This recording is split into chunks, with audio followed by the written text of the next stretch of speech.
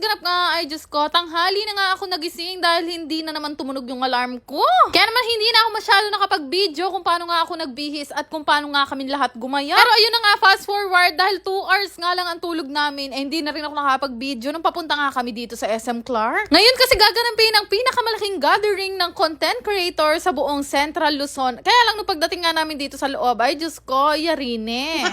O yan, sige Peka, kulot ko pa mo, naksyuta.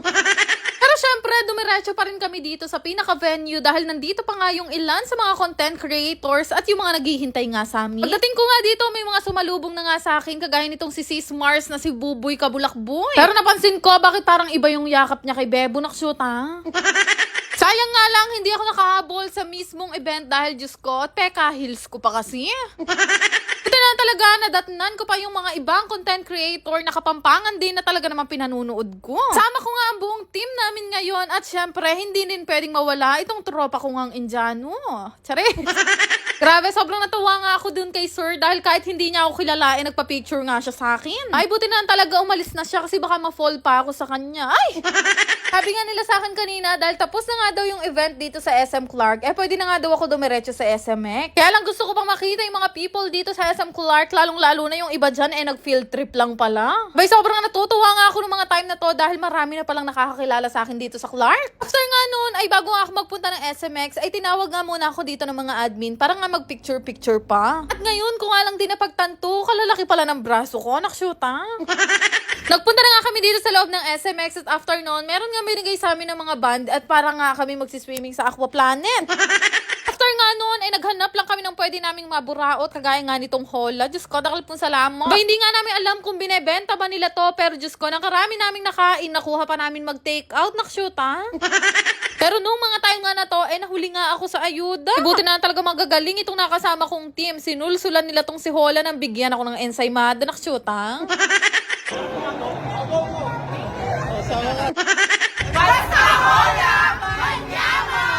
Kayari nga doon ay naghanap pa nga kami ng ibang booth na pwede nga namin kainan at nakarating nga kami dito sa may Cruzan de Pampanga. Pero imbis na sa Cruzan ako mapatingin, ay Diyos ko, muntik ko nang makagat itong si Inday Eunice ng kaganda.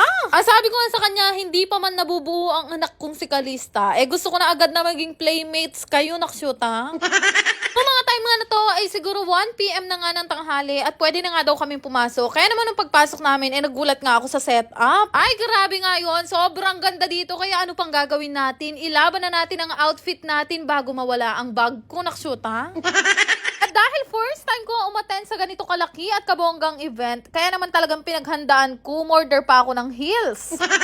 Pero Diyos ko, tabalo mo talaga ng misadsad ko pa. Diyos ko, sobrang sakit na talaga ng mga paa ko niyan at kabira, order ko kasi heels. Siyempre, hindi pwedeng mawala ang mami ng lahat, Mami Budang, makagutsiya pa mo. Dito nga sa loob ng events place ay napakarami talaga nilang pa-sponsor, kagaya nga nitong Potency. Ay, libre lang yan guys, hindi nyo na kailangan mag-register sa Masaya Game. Charis!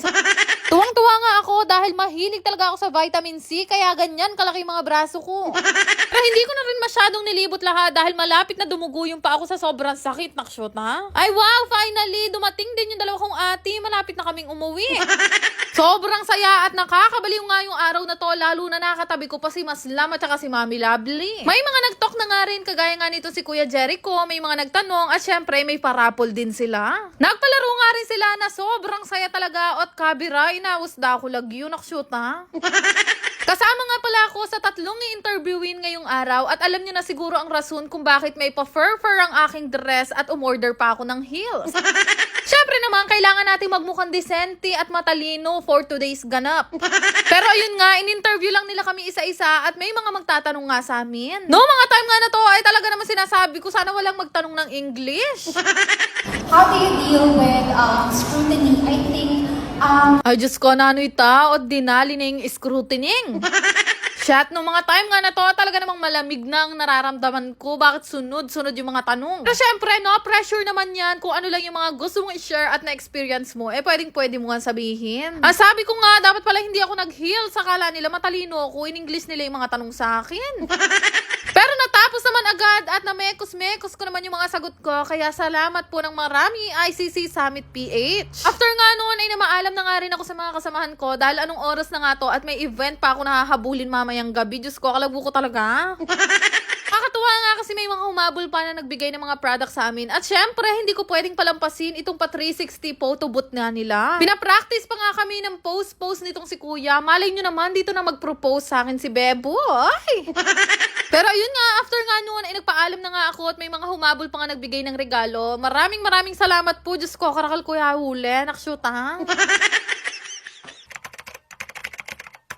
Gusto ko lang i-share sa inyo itong pinaglilibangan ko ang laro na Masaya Game. Siyempre, ito po ay bawal sa mga bata at paalala lang, ito ay libangan lang. Para makagawa ka nga ng account dito, kailangan mo lang naman mag-register gamit ang iyong phone number, mag-create ng password, ilagay ang verification code at mag-confirm. Referral ID naman ay makikita mo nga sa comment section. Napakagaling nga kasi may pa-daily bonus talaga sila araw-araw. Ganun lang kadali, magkakaroon ka na nga ng account dito sa Masaya Game at napakarami nga pwedeng pagpili ang laro dito. Siyempre, bago ka makapaglaro, ay kakailanganin mo muna nga mag-cash in gamit nga ang inyong mga GCash account number. 100 pesos nga ang minimum, 30,000 naman ang maximum. After nga nun ay makakalaro na nga kayo at gaya nga nito, nilaro ko nga itong Golden Emperor na palagi ko nga nilalaro. Tutuwa ako dito kasi napakadali niya lang talagang laruin tapos ang laki talaga ng napapanalunan ko. Kakatuwa lang kasi kapag ka naiinip ako at wala talaga akong magawa, ito nga yung ginagawa kong libangan. May tingnan nyo naman, papindot-pindot lang ako, nananalo na ako ng malaki gaya nito.